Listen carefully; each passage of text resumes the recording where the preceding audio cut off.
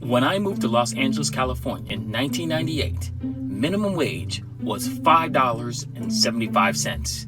And my first job at Enterprise Rent-A-Car, I was paid a whopping $8.66. Even though Enterprise Rent-A-Car was an awesome job to have when moving out to Los Angeles, it wasn't until I became a substitute teacher where the pay was $27 an hour that I learned that having the best of both worlds was possible.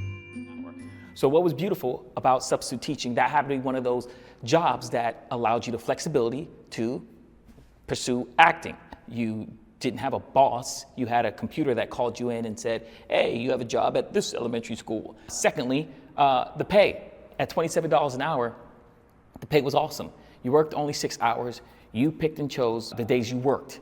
And for me, by having a college degree, it opened up opportunities. So I was able to use my college degree to find jobs that allowed me the flexibility to audition.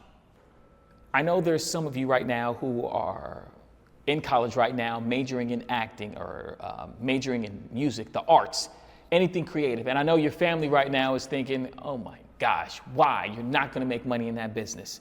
And the rejection rate is high. But I feel there is a way you can go about making it all work. For all the parents who are worried about their son or daughter majoring in theater or in music, you can be a substitute teacher. It was a means to an end, but the beautiful thing, it was another thing I saw that I had within me that I could also give. Now, here's an example of what I mean by the right job led me to the right opportunities. Again, like I said before, my first job was at Enterprise Rent-A-Car, and as you can see here, it's from 8 a.m. to 6 p.m. That's an 11-hour workday when you include lunch. So the only auditions I'd be available for would be after 6 p.m., which is a challenge if my agent needs me to go in for an audition that's between the hours of 11 a.m. to 6 p.m.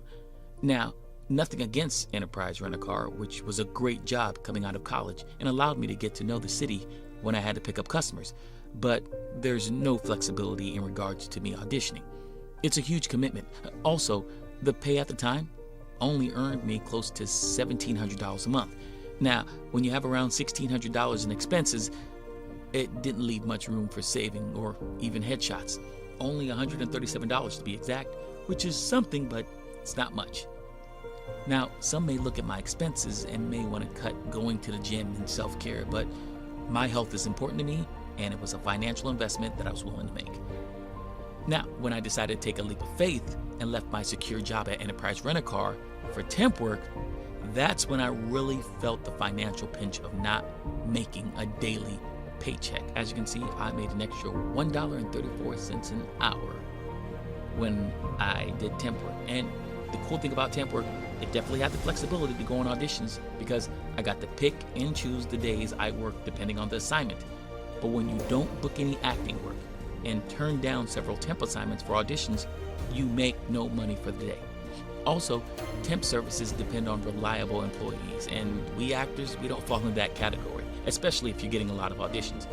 I might add, when you take a look at how much money I was able to save, I was barely scraping by. This also led me into getting into massive credit card debt. However, once I became a substitute teacher for the Los Angeles Unified School District, that's when things started to change for me. For starters, the hours were shorter, from 8 a.m. to 3 p.m., but the pay was close to more than 3 times what I was making at Enterprise and temp service work. Next, it was flexible and allowed me to dial in to take my days off without dealing with a direct supervisor. Everything was over the phone, and all I did was talk to a machine, and the machine took the information, and I was allowed to have my days off. Finally, it opened other opportunities in the teaching profession, which allowed me to actually become a full-time teacher in the future.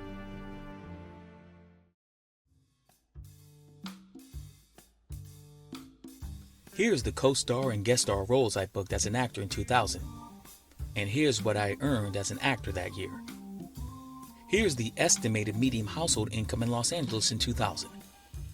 In 2000, the poverty line for a family of 4 in the United States was $17,463 annually.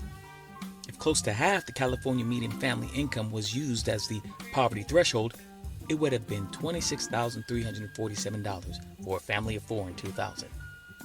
Despite me having what I still think is a great first year as a working actor in Hollywood, I was still only living $17 above LA's poverty line and close to $9,000 above the United States poverty line.